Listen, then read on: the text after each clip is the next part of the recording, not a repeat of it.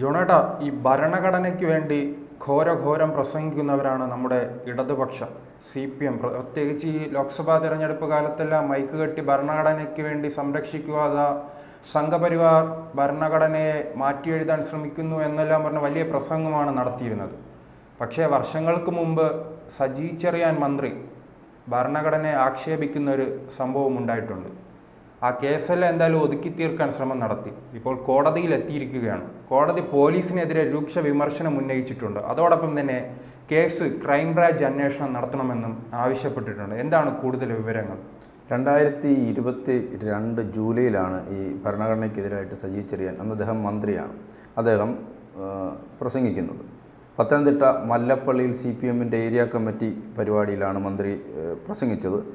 അദ്ദേഹത്തിൻ്റെ പ്രസംഗം എന്ന് പറയുന്നത് ഏറ്റവും കൂടുതൽ ജനങ്ങളെ കൊള്ളയടിക്കാൻ പറ്റിയ ഭരണഘടനയാണ് ഇന്ത്യയിലേത്. അന്നത്തെ അദ്ദേഹത്തിൻ്റെ പ്രസംഗമാണ് ഞാനീ പറയുന്നത്. ജനങ്ങളെ കൊള്ളയടിക്കാൻ മനോഹരമായി എഴുതി വെച്ച ഭരണഘടന. അതിൽ കുറച്ച് ഗുണങ്ങൾ ഇട്ടിട്ടുണ്ട്: മതേതരത്വം, ജനാധിപത്യം, കുന്തം, കുടച്ചക്രം. ഈ കുന്തം കുടച്ചക്രമാണ് പിന്നീട് അദ്ദേഹത്തിന് വലിയ ട്രോളുകൾ ഏറ്റുവാങ്ങേണ്ടി വന്നതും തിരിച്ചടിയായതും. കുന്തം കുടച്ചക്രം എന്നൊക്കെ സൈഡിൽ എഴുതിയിട്ടുണ്ട്. പക്ഷേ കൃത്യമായി കൊള്ളയടിക്കാൻ പറ്റുന്ന ഭരണഘടനയാണിത്. അത് അവിടെ തന്നെ ഉണ്ടായിരുന്ന ഏതോ പാർട്ടി പ്രവർത്തകൻ ഇത് ലോക്കൽ പേജിൽ ലൈവ് പോയി പിന്നീട് അബദ്ധം മനസ്സിലാക്കിയപ്പോൾ അവർ ഡിലീറ്റ് ചെയ്തു. അപ്പോൾ അത് വിവാദമായപ്പോൾ ആദ്യം മന്ത്രി ഇതിനെ ന്യായീകരിക്കുകയും ഒക്കെ ചെയ്തു. പക്ഷേ അധികം ഇടയ്ക്കിടയ്ക്ക് വിവാദ നായകനാണ്. ആവശ്യമില്ലാതെ കമ്മിറ്റി സമയത്തും ഇതുപോലെ കുറെ മണ്ടത്തരങ്ങൾ വിളിച്ചു പറഞ്ഞ് വിവാദങ്ങളിൽ പോകുന്നത് കണ്ടു. അതെ. അപ്പോൾ അങ്ങനെയുള്ള ഒരാളാണ്. നാവിനെ നിയന്ത്രിക്കാൻ കഴിയാത്ത ഒരു നേതാവാണ്. പിന്നീട് ഇദ്ദേഹം നിയമസഭയിലും മുഖ്യമന്ത്രിയുടെ അടുത്തുമൊക്കെ വിശദീകരണം ഒക്കെ കൊടുത്തു, ഖേദം പ്രകടിപ്പിച്ചു. പക്ഷേ അദ്ദേഹത്തിന് രാജിവെക്കേണ്ടി വന്നു. അപ്പോൾ രാജിവെച്ച് കഴിഞ്ഞിട്ടാണ് അദ്ദേഹത്തെ മന്ത്രിസ്ഥാനത്ത് നിന്ന് മാറ്റിയതിന് ശേഷം പോലീസിൻ്റെ റിപ്പോർട്ട് വന്നു. പോലീസ് റിപ്പോർട്ട് കൊടുത്തത് ഭരണഘടനയെ ആക്ഷേപിച്ച് പ്രസംഗിച്ചു എന്നുള്ളതിൽ കഴമ്പില്ല എന്നാണ് പോലീസ് റിപ്പോർട്ട് കൊടുത്തത്. വീഡിയോ ഉണ്ടായിരുന്നു, അദ്ദേഹം പ്രസംഗിക്കുന്നതിൻ്റെ വീഡിയോ ഉണ്ടായിരുന്നു. ആ വാദമെല്ലാം ആ വീഡിയോ കണ്ടിട്ടാണ്, ആ തെളിവിച്ചാണ് പോലീസിനെതിരെ വിമർശനം. കാരണം അവർക്ക് മനസ്സിലാകില്ലേ, പോലീസിന് ഇത് അവർ കേൾക്കുകയല്ലേ. ഇത്തരം പറയുന്ന ഒരു കാര്യം, ഈ മന്ത്രിയുടെ സ്വാധീനം വെച്ചിട്ട് പോലീസിനെ കൊണ്ട് അങ്ങനെ ഒരു റിപ്പോർട്ട് എഴുതിച്ചു. ഈ റിപ്പോർട്ട് പാടെ ഹൈക്കോടതി തള്ളിയിട്ടുണ്ട്. ഹൈക്കോടതി ഈ റിപ്പോർട്ട് തള്ളിയിട്ട് പറഞ്ഞിരിക്കുന്നത് സത്യസന്ധനായ ഉദ്യോഗസ്ഥനെ കൊണ്ട് അന്വേഷിപ്പിക്കണമെന്ന് DGPക്ക് നിർദ്ദേശം കൊടുത്തിട്ടുണ്ട്. അതായത് ഇപ്പോൾ ഈ കേസ് അന്വേഷിച്ച ഉദ്യോഗസ്ഥൻ സത്യസന്ധനല്ല എന്നാണല്ലോ അതിൻ്റെ അർത്ഥം. അദ്ദേഹത്തിന് കേട്ടിട്ട് അത് മനസ്സിലാക്കാൻ കഴിയാത്ത ഒരു ഉദ്യോഗസ്ഥൻ. അവരെ സംബന്ധിച്ചതൊന്നും, പോലീസിനെ സംബന്ധിച്ചതൊക്കെ നിരന്തരം അവരിങ്ങനെ കേൾക്കുന്ന കാര്യങ്ങളായതുകൊണ്ട് അവർക്കത് വലിയ കാര്യമൊന്നുമില്ല. അപ്പോൾ എന്തായാലും മന്ത്രിക്കെതിരെ പറഞ്ഞിരിക്കുന്ന ഒരു കാര്യം എന്ന് പറഞ്ഞാൽ പരാമർശം അനാദരവാണ്. ഭരണഘടനയ്ക്കെതിരായി തന്നെയാണ് മന്ത്രി പറഞ്ഞിരിക്കുന്നത്. ഈ തട്ടിക്കൂട്ട് റിപ്പോർട്ടെല്ലാം എടുത്ത് തള്ളിക്കളഞ്ഞിരിക്കുന്നു. മറ്റൊരു പ്രധാനപ്പെട്ട കാര്യം പറഞ്ഞിരിക്കുന്നത് ഫോറൻസിക് പരിശോധന. ഒരു മന്ത്രിയായിരുന്നിട്ട് ഭരണഘടന പ്രകാരമാണല്ലോ ഇവരെല്ലാം സത്യപ്രതിജ്ഞ ചെയ്യുന്നത്. എന്നിട്ട് പോലും ആ ഒരു വലിയ രീതിയിലുള്ള വിമർശിച്ചത് ശരിയല്ല. നമ്മുടെ ഭരണ സംവിധാനം തന്നെ നമുക്ക് ഭരണഘടനയെ അടിസ്ഥാനമാക്കിയാണ് നമ്മുടെ ഭരണം. അതായത് മറ്റ് ഗ്രന്ഥങ്ങൾ എന്നുള്ളതിനപ്പുറത്തേക്ക് നമ്മുടെ ഭരണ സംവിധാനത്തിൽ പ്രാമാണിക ഗ്രന്ഥം എന്ന് പറയുന്നത് ഭരണഘടനയാണ്. ഭരണഘടനയിൽ എന്താണ് പറഞ്ഞിരിക്കുന്നത് അതിനനുസരിച്ചാണ് നമ്മുടെ ഭരണം മുന്നോട്ട് പോകുന്നത്. അപ്പോൾ ഏത് ഗവൺമെൻറ് മാറി വന്നാലും നമുക്ക് എഴുതി വെച്ചിട്ടുള്ള ലിഖിതമായ ഭരണഘടനയാണ്. ആ ലിഖിതമായ ഭരണഘടനയ്ക്കനുസരിച്ച് നമുക്ക് ഭരിക്കാൻ കഴിയുള്ളൂ. എന്തൊക്കെ ചെയ്യണം ചെയ്യരുത് എന്ന് കൃത്യമായി എഴുതി രേഖപ്പെടുത്തിയിട്ടുള്ള ഭരണഘടനയാണ് നമ്മുടേത്. ആ ഭരണഘടനയാണ് ഇദ്ദേഹം കുന്തം കുടച്ചക്രം എന്നൊക്കെ പറഞ്ഞുകൊണ്ട് തള്ളിപ്പറയുകയും അതിൻ്റെ സൈഡിൽ ഇങ്ങനെ പലതും എഴുതി വെച്ചിട്ടുണ്ട് എന്നൊക്കെ പറയുകയൊക്കെ പറഞ്ഞിട്ടുള്ളത്. കൊള്ളയടിക്കാൻ പറ്റിയ ഭരണഘടനയാണ് എന്ന് നമ്മുടെ ഇന്നേ വരെ ഒരു രാഷ്ട്രീയ നേതാവും അങ്ങനെ ഭരണഘടനയെ സംബന്ധിച്ച് പല അഭിപ്രായ വ്യത്യാസങ്ങളൊക്കെ ആളുകൾക്ക് ഉണ്ടായിട്ടുണ്ടാവും. അതിനകത്ത് എഴുതിയിട്ടുള്ള പല വാചകങ്ങളെ സംബന്ധിച്ച് അഭിപ്രായ വ്യത്യാസങ്ങളൊക്കെ ഉണ്ടാകും. പക്ഷേ ഇത് ജനങ്ങളെ കൊള്ളയടിക്കുന്ന ഒന്നാണ് എന്ന് മന്ത്രി, അതായത് ഭരണഘടന എന്ന് പറയുന്ന ഭരണഘടനാ പദവിയാണ് അദ്ദേഹത്തിൻ്റേത്. അപ്പോൾ ആ പദവിയിൽ ഇരുന്നു കൊണ്ട് ഒരു മന്ത്രി എന്നുള്ള നിലയിൽ അദ്ദേഹം പറയുമ്പോൾ ഈ ഭരണഘടനയെ ഒന്നാകെ തള്ളിപ്പറയുന്നു, രാജ്യത്തെ സംവിധാനത്തെ ഒന്നാകെ തള്ളിപ്പറയുന്ന തരത്തിലാണ് അദ്ദേഹത്തിൻ്റെ പ്രസംഗം. ആ പ്രസംഗത്തെയാണ് പോലീസ് വെള്ളപൂശി പിന്നീട് അദ്ദേഹം തിരിച്ച് മന്ത്രിയാകുകയും ചെയ്തു. എനിക്കൊന്ന് വളരെ ചുരുങ്ങിയ മാസത്തിനുള്ളിൽ 3-4 മാസം കണ്ടെടുത്തിട്ടുള്ളതെന്ന് എനിക്ക് തോന്നുന്നത്. എനിക്ക് തോന്നുന്നു പിണറായി വിജയൻ്റെ വാത്സല്യപുത്രനാണ്. അതെ. അല്ല, ആ സമയത്ത് EP ജയരാജനൊക്കെ പരിഭവം പറഞ്ഞത്, EP ജയരാജനെ കുറേ കാലം പുറത്തു നിർത്തിയിരുന്നു. സജി ചെറിയാനെ പക്ഷേ അത്രയും കാലം പുറത്തു നിർത്തിയില്ല. അതൊക്കെ EP ഒരു പരിഭവമായി പറഞ്ഞിരുന്നു അത്രയും നാൾ. കാരണം ഈ EP ജയരാജനേക്കാൾ ഗുരുതരമായ ഒരു തെറ്റ് ചെയ്ത ആൾ എന്നുള്ള നിലയിൽ ഭരണഘടനയ്ക്കെതിരെ അങ്ങനെ ഒരു ആക്ഷേപം ഉന്നയിക്കുക, അല്ലെങ്കിൽ ഭരണഘടനയെ ആക്ഷേപിക്കുക, അപമാനിക്കുക എന്ന് പറയുമ്പോൾ നമ്മുടെ രാജ്യത്തെ സംബന്ധിച്ചിടത്തോളം അന്വേഷണം പ്രഖ്യാപിച്ചതിന് പിന്നാലെ വീണ്ടും രാജിവെക്കേണ്ടി വരുമോ?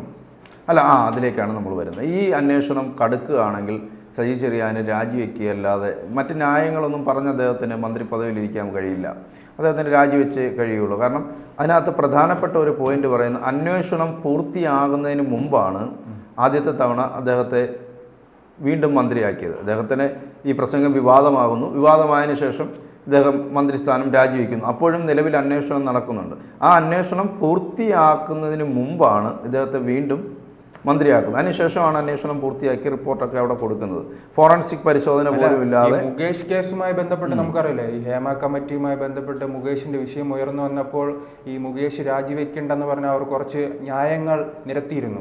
അതുപോലെ ഇനി ഈ മന്ത്രിക്ക് സമാനമായ ന്യായങ്ങൾ നിരത്തി രംഗത്ത് വരുമോ? കാരണം ഈ വിഷയവുമായി ബന്ധപ്പെട്ട് മുൻപ് മന്ത്രി രാജിവെച്ചിട്ടുണ്ട്. അതിനാൽ വീണ്ടും ഒരു രാജിയുടെ ആവശ്യമില്ലെന്ന രീതിയിൽ CPM നിലപാടിലേക്ക് മാറുമോ? അങ്ങനെ ഒരു നിലപാടെടുക്കാൻ ഇത്തവണ സാധ്യതയില്ല. കാരണം ഇത് ഹൈക്കോടതി നേരിട്ടിടപെട്ട് ക്രൈംബ്രാഞ്ച് പുനരന്വേഷണം നടത്തണം. ആ പുനരന്വേഷണം നടത്തുന്നത് പണ്ടൊക്കെ നമുക്കറിയാമല്ലോ, ഈ ഹൈക്കോടതിയിൽ നിന്ന് ഇപ്പോൾ ഈ കെ കരുണാകരൻ എങ്ങനെയാണ് ആദ്യത്തെ തവണ അദ്ദേഹം രാജിവെക്കുന്നത്? അദ്ദേഹത്തിനെതിരെ കോടതി പരാമർശം വരികയാണ്. രാജൻ കേസിൽ അദ്ദേഹത്തിനെതിരെ പരാമർശം വരുന്നു. അങ്ങനെ പല മന്ത്രിമാരും ഇവിടെ മുഖ്യമന്ത്രിയായ അദ്ദേഹം രാജിവെക്കും. പിന്നീട് പല മന്ത്രിമാരും, ഈ വനം വകുപ്പ് മന്ത്രിയായിട്ടുള്ള ഒരു KP വിശ്വനാഥൻ എന്ന് പറഞ്ഞിട്ടൊരു മന്ത്രി ഉണ്ടായിരുന്നു. അദ്ദേഹത്തിനെതിരെയൊക്കെ കോടതിയുടെ ഒരു പരാമർശമാണ് വരുന്നത്. അല്ല അദ്ദേഹം കുറ്റക്കാരനാണെന്നോ അല്ലെങ്കിൽ അദ്ദേഹത്തിനൊരു വിധിയല്ല വരുന്നത്. അദ്ദേഹത്തിനെതിരെ ഒരു പരാമർശം വരുന്നു. ആ പരാമർശത്തിൻ്റെ അടിസ്ഥാനത്തിൽ രാജിവെക്കുകയാണ്. അങ്ങനെ പല മന്ത്രിമാരും കോടതിയുടെ പരാമർശം വരുമ്പോൾ തന്നെ രാജിവെച്ചിട്ടുള്ള ഒരു നാടാണ്. പിന്നീട് അതൊക്കെ മാറി. പിന്നീട് കേസിൽ പ്രതിയായാൽ പോലും അല്ലെങ്കിൽ ആരോപണ വിധേയനായി ശക്തമായ ആരോപണം ഉണ്ടായാൽ പോലും രാജിവെക്കുന്നില്ല. സർക്കാർ ഇത്തരത്തിൽ പല നേതാക്കൾക്കെതിരെ, മന്ത്രിമാർക്കെതിരെ, മുഖ്യമന്ത്രിക്ക് ഉൾപ്പെടെ കോടതിയുടെ പരാമർശം ഉണ്ടായിട്ടുണ്ടല്ലോ. സോളാർ കേസ്, ബാർ കോഴ കേസ് ഉൾപ്പെടെ പല കേസുകളിലും ഇത്തരം പരാമർശം ഉണ്ടായിട്ടും അവർ രാജിവെക്കാൻ തയ്യാറായിട്ടില്ല. എന്തായാലും CPM അതും മറ്റൊരു കാര്യമാണ്. ഈ മുകേഷിന്റെ കാര്യം പറയുമ്പോൾ വിൽസൺ അങ്ങനെ ഒരു കോവളം MLA ഉണ്ട്. അദ്ദേഹം ഇത്തരത്തിൽ പീഡന കേസുമായി ബന്ധപ്പെട്ട് രാജിവെച്ചിട്ടില്ല. അതുകൊണ്ട് ഞങ്ങൾ എന്തിന് രാജിവെക്കണമെന്ന് CPM ചോദ്യം ഉന്നയിച്ചിരുന്നു. അതുപോലെ ഈ മുഖ്യമന്ത്രിയുടെ ഉമ്മൻചാണ്ടിയുടെ കാലത്തും ഇത്തരത്തിൽ വിമർശനങ്ങൾ ഉണ്ടായിട്ടുണ്ട്. അവർ രാജിവെച്ചില്ല. അതുകൊണ്ട് ഞങ്ങൾ എന്തിന് രാജിവെക്കണമെന്ന ചോദ്യം ചിലപ്പോൾ അവർ ചോദിക്കാനുള്ള സാധ്യത കൂടുതലാണ്. അതിൽ നിന്നെല്ലാം വ്യത്യസ്തമായിട്ടുള്ളൊരു കേസാണിത്. അതായത് ഭരണഘടനയെ ആക്ഷേപിച്ച് പ്രസംഗിച്ചു എന്ന ആരോപണം നിലനിൽക്കുന്നതല്ല എന്നായിരുന്നു പോലീസിൻ്റെ കണ്ടെത്തൽ. പക്ഷേ അത് ശരിയല്ല എന്നിപ്പോൾ കോടതി പറഞ്ഞിരിക്കുകയാണ്. കാരണം ആ ആക്ഷേപം ഭരണഘടനയെ ആക്ഷേപിച്ചു എന്നുള്ളത് അത് കൃത്യമായ തെളിവുകളുണ്ട്. കാരണം വീഡിയോ ഉണ്ട്.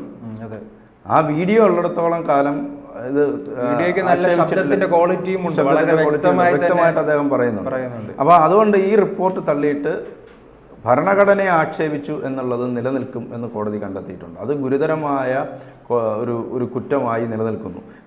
ഹൈക്കോടതിയുടെ ആ കണ്ടെത്തൽ ഉള്ളിടത്തോളം കാലം സജി ചെറിയാൻ രാജിവെക്കേണ്ടി വരും. രാജിവെച്ച് അന്വേഷണം നേരിടുകയല്ലാതെ അദ്ദേഹത്തിന് മറ്റൊരു മാർഗ്ഗമില്ല. പാർട്ടിയും ആ തരത്തിൽ തന്നെ. കാരണം പാർട്ടി പല വിവാദങ്ങളിൽ ഒന്നിൽ നിന്ന് മറ്റൊന്നിലേക്ക് പോകുന്ന സമയത്ത് ഇനി സജി ചെറിയാൻ ഇങ്ങനെ കടിച്ചു തൂങ്ങി കിടക്കട്ടെ എന്ന് പാർട്ടി തീരുമാനിക്കുമെന്ന് തോന്നുന്നില്ല. കാരണം ഇപ്പോൾ PP ദിവ്യയുടെ വിഷയം ഇങ്ങനെ നിൽക്കുകയാണ്.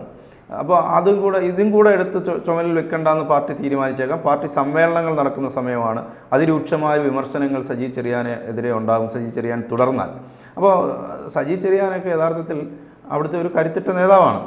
പക്ഷേ അദ്ദേഹത്തിന്റെ മണ്ഡലം തന്നെ പിടിച്ചെടുത്തത്. പക്ഷെ അദ്ദേഹത്തിന് നാവിനെ നിയന്ത്രിക്കാൻ കഴിയുന്നില്ല. ചില ആളുകൾ അങ്ങനെയാണല്ലോ, ഈ നാക്ക് കൊണ്ട് ഇങ്ങനെ പല അഭ്യാസങ്ങൾ കാണിക്കുക. അത് അവർക്ക് അബദ്ധമായി വരും. എന്തായാലും സജി ചെറിയാൻ ഭരണഘടനയെ ആക്ഷേപിച്ചു എന്നുള്ളത് സത്യമാണ്. അത് നമ്മളെല്ലാം കണ്ടതാണ്. അദ്ദേഹത്തിന്റെ മുന്നിൽ ഇനി ഏകവഴി രാജിവെക്കുക. ഗുരുതരമായ ആരോപണമാണ്. അതാണ് ഹൈക്കോടതി അദ്ദേഹത്തിന്റെ ചെവി പിടിച്ച് പുറത്തു പോകാൻ പറഞ്ഞിരിക്കുന്നത്. അതല്ലാതെ അദ്ദേഹത്തിന് മറ്റൊരു മാർഗ്ഗവും ഇല്ല.